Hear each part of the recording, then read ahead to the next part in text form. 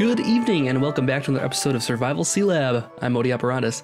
On today's episode, we're going to be taking a look at my farm once again here. I did a little bit of work on it in the off time here, and I'll show you what I came up with for the setup for that now. It was updated a little bit, and then we'll be making another building for our Sealab. This time we're going to be focusing on power generation. So let's get going. Alright, so as I mentioned, I have been doing a little bit of work in here. Let's start over here. This is where I finished up last time. I moved around some of the machinery here. I still have the 3 steam dynamos going here, but I switched to 2 redstone furnaces because that's all I really needed. This thing is off right now because it does kill the frame rate a bit when I'm recording and all that, so I wanted to leave it running pretty smoothly here at least. But it works very well. I could flip it on here for a minute. Let this thing do its thing here, and there you go. Looking pretty good, working pretty well. Let's just turn that back off again. I should probably let it finish up here. Let's let it finish up its cycle at least.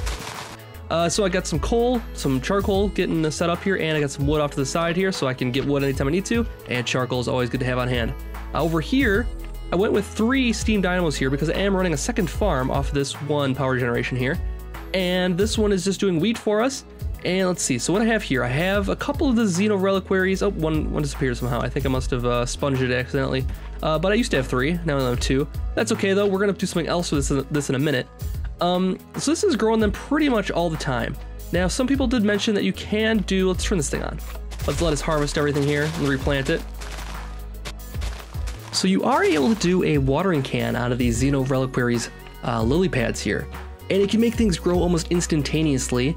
I think I'm empty here. Okay, I'm empty. I need to go fill this up quick here. That can happen. If you use it a bit, it can empty out randomly. So we'll go get that filled up here really quickly. If we use this thing, it works kind of like bone meal. And it grows things, look at that. So you can see how fast everything is growing here, just hitting this one lily pad. Now they do stack from what I've read.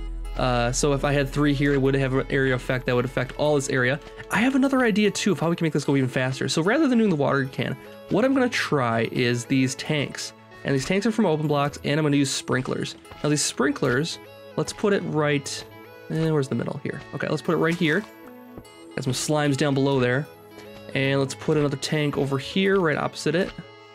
I am doing a little bit of digging down below here so I can have some more room for other things in the future. Let's put the sprinkler here. And that's going to basically hydrate all this water here. Just like that. And it looks pretty cool, and we have 2 of them going now. So they're gonna hydrate these crops all the time. I'll leave this thing running so that it collects all of the crops when they grow. And you can also add bone meal into these things. So let's add all the bone meal we can into there. It doesn't really matter. I'm just gonna put a bit of it in there. There's room for, as you can see, there's room for 9 stacks of 64 though. So I could put a ton more of this in there if I chose to.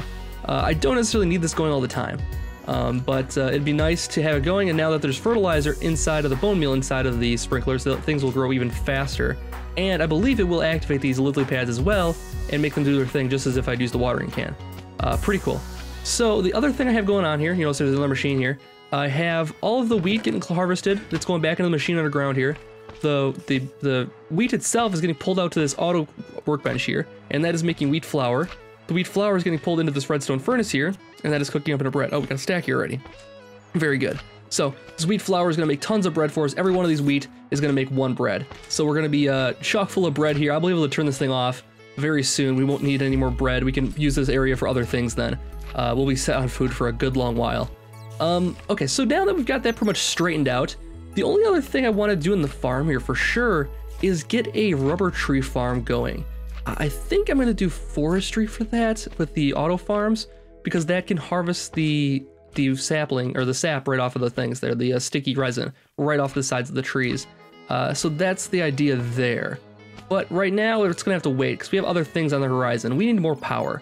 And to do that, I'm actually going to build another building coming out right this door here, and it's going to actually line up with the other door over here, and I'm going to have a door going to both, from the power to both buildings. That power room is going to kind of be our hub, because we can have power going from there until we get like a Tesseract system set up where we can be doing power wirelessly, which will be very soon, I think.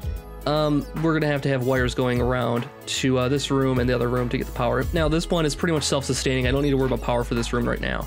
In the future, it might not be so simple if we start getting more, like the MFR tree, or not the MFR tree farm, but the forestry tree farm would probably use a little bit more power than this can handle by itself. So either I can add on another steam dynamo onto here, or I can just use power from another room to supplement it.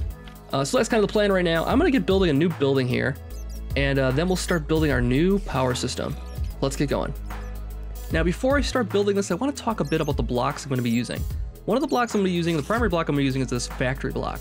Now, this is really cool. It's actually from the chisel mod, and the way you make it, it's stone with a T basically of iron ingots. Now, this seems kind of expensive, 4 iron ingots for a block, but it actually makes 32 factory blocks for that, so it's not that bad actually. What we're going to do with that, we actually can use the chisel here and take those factory blocks in there. You notice it starts out as a rusty metal dot pattern, but you can make all kinds of different patterns with it, including the very cool yellow and black hazard block. I am going to be using this in our power room just to give a little kind of warning so people don't electrocute themselves on our big systems we have going on here. And then the other thing I'm going to be using is concrete from the chisel mod as well. Now, these concrete blocks you make by smelting gravel, and it's kind of a nice use for gravel. It's usually not too useful in Minecraft, so it's nice to give the gravel another use, and making concrete with it is a good fitting use, I think, for it. So we're using the concrete blocks and these blue factory blocks. I really like the way those look together, and should look pretty cool. The third thing I'm using is clear glass from Tinker's Construct. I had my thing set up here with a nice automated system using a redstone timer. I think I have it in here. Yes, redstone clock. And I had it just set up here and had hoppers below, and it was basically smelting glass out of here to make it clear glass. And it made tons of it, so I should be good as far as what I need for this thing, at least for my plans for it right now. So as we go on here, we might need to make some more, but I mean 3 stacks is quite a bit, and I have some panes in case we need that. Anyways, let's get building our new concrete and factory block building.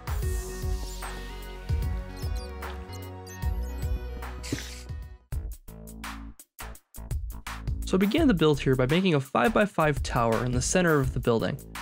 I plan to make this kind of a spherical building with kind of an angular feel to it also. So I decided to make the pillar in the center first, and then make my struts coming off the outside of it, and I thought that would be the easiest way to handle this kind of complex build. So the parts that I'm leaving open are going to be filled with concrete and clear glass.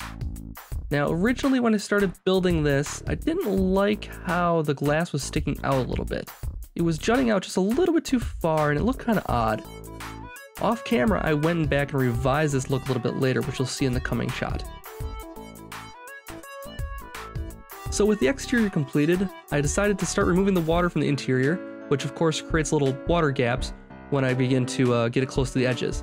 But as you can see here, I made a bunch of problems on the water, but it's easily fixed by walking around with a bucket and clicking inside of the little wire pocket, and that will cause a block update, which fills in the water gaps. Finally, I made a little pathway out from my main building into the new power building. It didn't have to be pretty just yet, I will revise this later, but it's just something to get by for right now.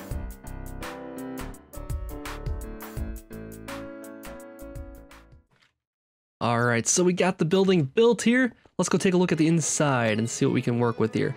Let's see how it looks. Oh, it's a little bit dark right now. We'll lighten that up quick here. Let's hit one of these edges if we can. There we go. A little bit of that should help us immensely. And let's put some scaffolding out of here. And let's pop it up here.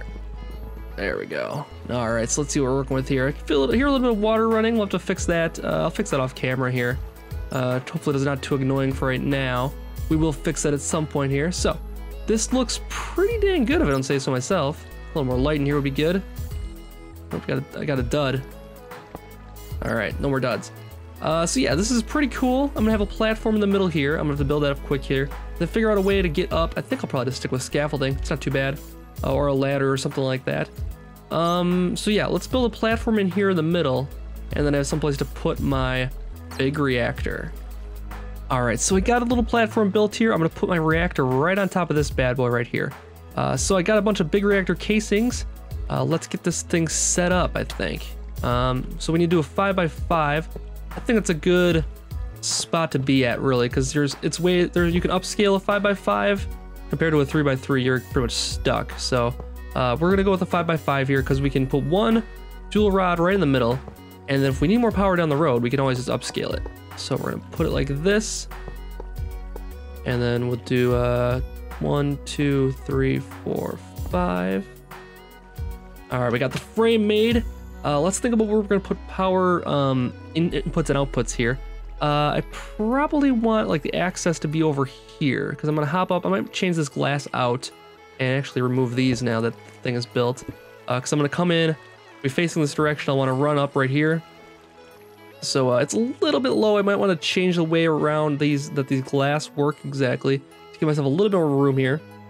Maybe swap the glass out with just stone on this, or concrete on this side. So I probably want the access panel right here. Let's put the access panel right there. Let's put the reactant access port right next to it.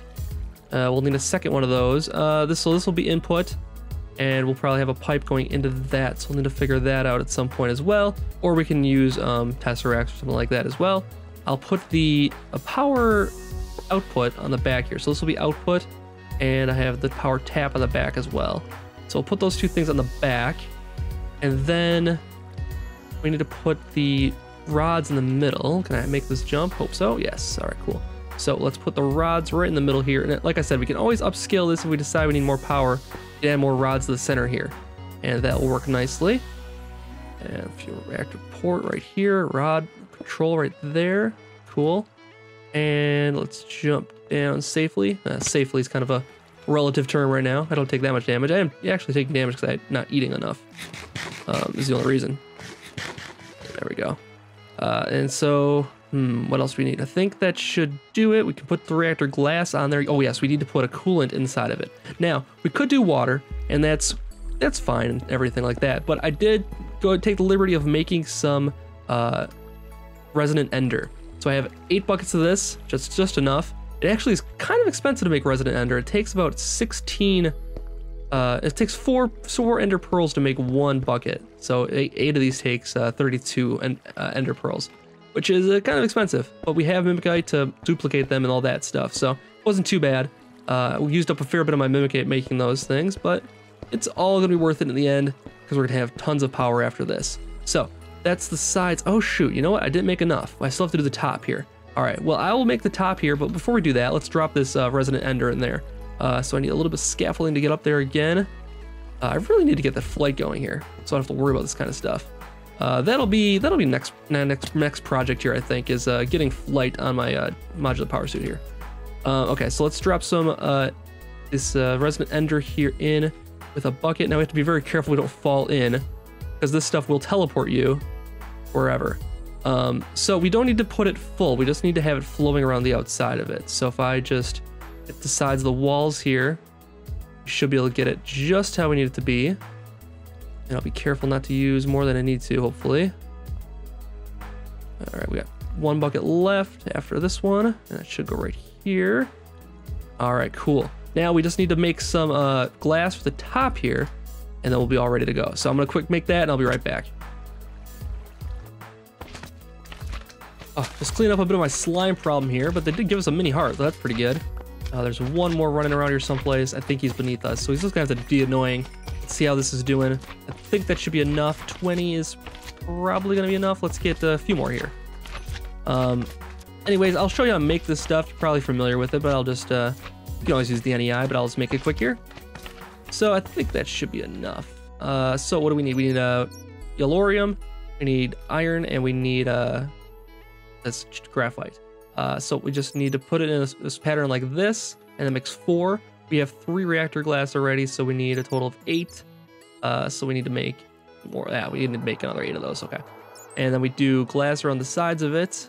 I use my clear glass. I probably shouldn't have done that, but we got enough now. Okay, so let's head back to the bay here, the main reactor for our Sealab. I don't know if I like the scaffolding here because it always pushes you off to the side when you jump onto it. Okay, so we got this going here. Let's hop up to the top and drop this glass on top, and it should make the multi-block structure here finally. Gotta be careful we don't accidentally put it on top of the ender because that will ruin it. Don't want to do that at all. Very carefully. And multi-block structure, yes, it just activated. Okay, let's hop down here and we'll take a look and see how it's doing here. Oh, wow, we're getting knocked around by this glass here. Okay, so it is currently off. Doesn't have any yellorium in it. Let's throw these 62 in there. It's going to take out whatever can fit in there. I think it does 4 per block. 4 ingots per block. So there's 3 blocks in there. It's going to take out 12, which is what it did. And it's slowly going to produce this cyanite. So let's get this turned on, see how it's going. Activate reactor. Okay, so let it go for a minute and see what it boosts up to. It's producing, oh man, 1.73 thousand RF per tick. 1.7 thousand. 1.7 thousand RF per tick. Fantastic. We're going to be set for power. Just to show you an example of how fast this fills up, I'm going to throw a redstone energy cell on there, and it's going to be beautiful. Let's put that on there. Let's put the inputs on it. Make sure it's all set to input. Let's make sure it's all set to input. Yes. What I said, inputs, please. Not going.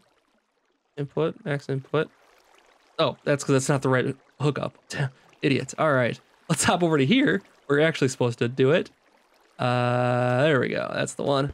And we will put this right there and set it to input. And it is accumulating power. Look at that. It is climbing up faster than anything we can produce with just like dynamos. So this is going to be our new power situation. I'm going to use some tesseracts or something to pump this power over to our main areas here where we'll need it. Maybe I'll just use pipes for now. I have a lot of these conduits. I'll have to make some more probably, but it'll be good. That's gonna pretty much do it for this episode. I'm gonna have to do a lot of stuff off camera to get this all set up so we can have power in the main areas, but that shouldn't be too much work. And then also maybe next episode we'll work on a flight for our suits here if we can. I've been Modi. Thank you so much for watching another episode of Survival Sealab. I'll be back with more soon. Thanks again for watching. Have a good night.